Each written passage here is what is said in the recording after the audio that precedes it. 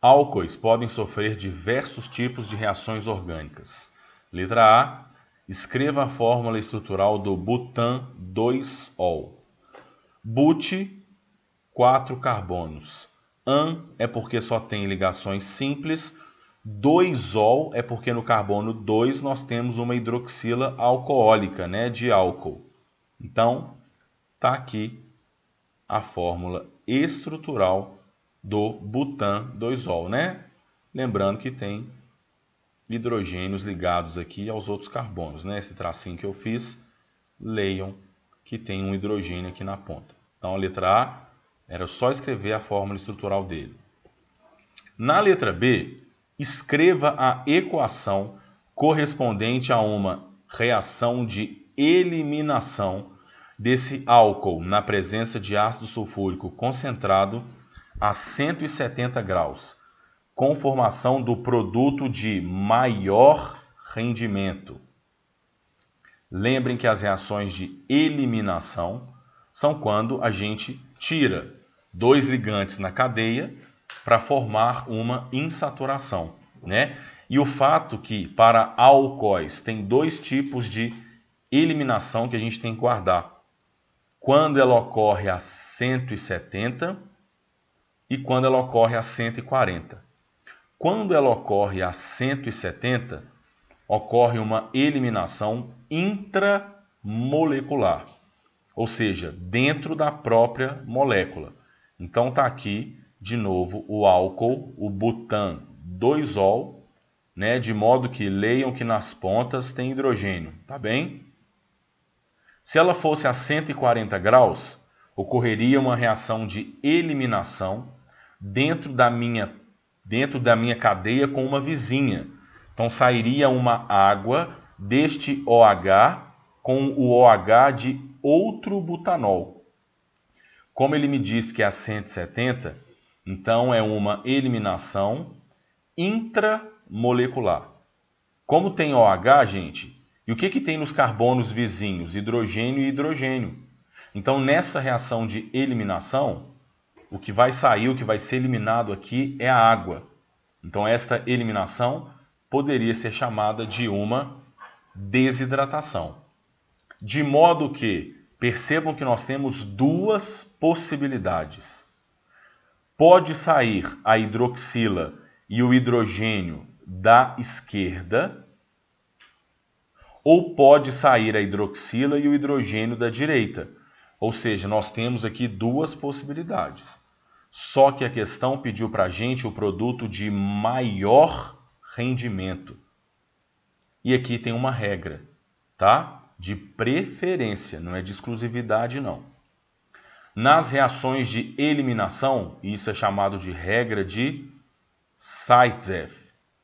Nas reações de eliminação, o átomo de hidrogênio é eliminado preferencialmente do carbono menos hidrogenado.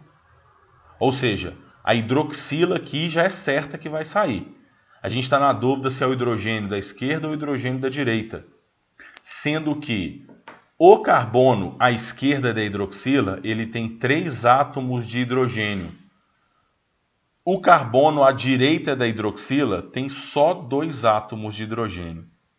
Então, pela regra de Zaitsev, o hidrogênio é eliminado do carbono menos hidrogenado. Ou seja, a gente vai tirar a hidroxila e o hidrogênio da direita. Tá? Então, eu vou escrever essa equação aqui mesmo. Ó, aí está aqui o meu butan-2-ol, né? Na presença de ácido sulfúrico, então eu vou colocar ele em cima da seta como catalisador. A produção de que, olha, quando sai a hidroxila do carbono 2 e o hidrogênio da direita, forma-se então uma ligação dupla e a gente tem o but-2eno mais o que, gente? A água que foi eliminada da hidroxila com o hidrogênio. Ou seja, por extenso, né, a desidratação do butan-2-ol a 170 graus leva à formação do but-2-eno como produto majoritário. Poderia formar também o but-1-eno, né? Se sai a hidroxila e o hidrogênio do carbono da esquerda. Aí a dupla seria aqui, entre os carbonos 1 e 2. Mas o produto de maior rendimento é o but-2-eno. Letra C. Escreva a equação correspondente à oxidação desse álcool, utilizando oxidante como o KMNO4 em meio sulfúrico diluído. Então, reação de oxidação do butan-2-ol, está aqui ele, a hidroxila no carbono 2, hidrogênios ligados aos carbonos. Ele quer a reação de oxidação em presença de KMNO4 e H2SO4 diluído. E isso daqui também é meio que uma reação, né, uma decoreba, vamos dizer assim, as reações de oxidação da orgânica, que tem um mecanismo complexo, e aí aqui a gente só tem que saber reagente e produto, não tem que preocupar com a estequiometria.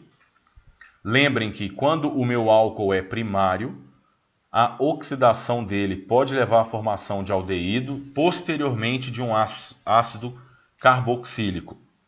Caso ela seja energética, né, a gente diz que o álcool se transforma direto no ácido carboxílico. Como esse butan-2-ol é um álcool secundário, ou seja, a hidroxila está ligada a um carbono secundário, que se liga a dois outros carbonos. Então a gente tem que saber, né, tem que guardar que a oxidação de um álcool secundário leva à formação da cetona correspondente. Então, no caso, basta eu manter os 4 átomos de carbono e no carbono onde estava a hidroxila, mete uma dupla O. Ou seja, a oxidação do butan-2-ol leva à formação da butanona, né, com a eliminação de uma molécula de água, né, porque, como eu disse, não tem que saber o mecanismo, a questão não pede o mecanismo. É um oxigênio que vem, ataca esse carbono da hidroxila, sai uma molécula de água, depois forma uma dupla O do carbono com o oxigênio que atacou aquele carbono ali. Mas não precisa, vocês sabem muito bem, vocês até decoram isso. Álcool primário, aldeído, ácido carboxílico. Álcool secundário, cetona. Álcool terciário, não sofre oxidação.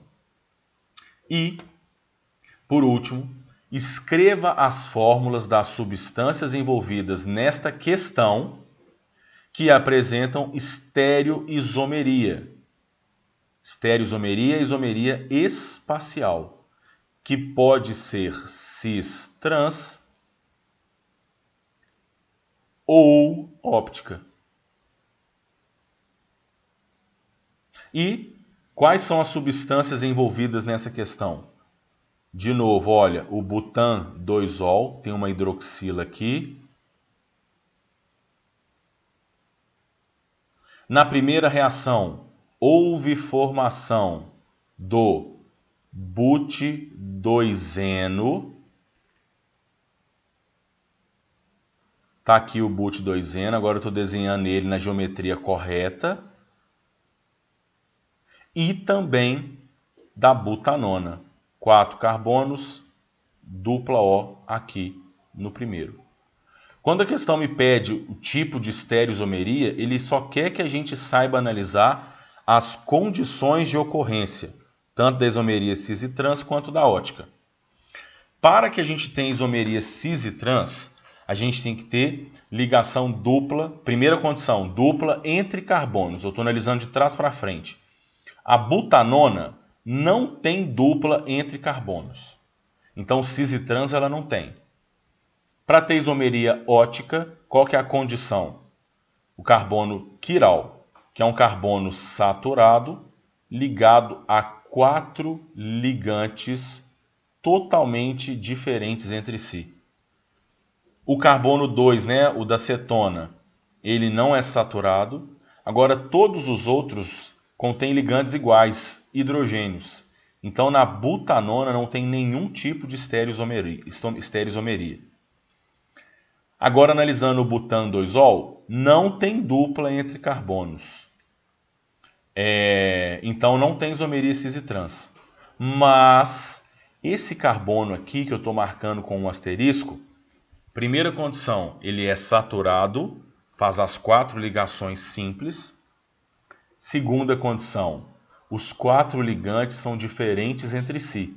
Ele está ligado em cima a uma hidroxila, aqui embaixo a um átomo de hidrogênio. Mas, Bruno, na esquerda ele está ligado a carbono e na direita também.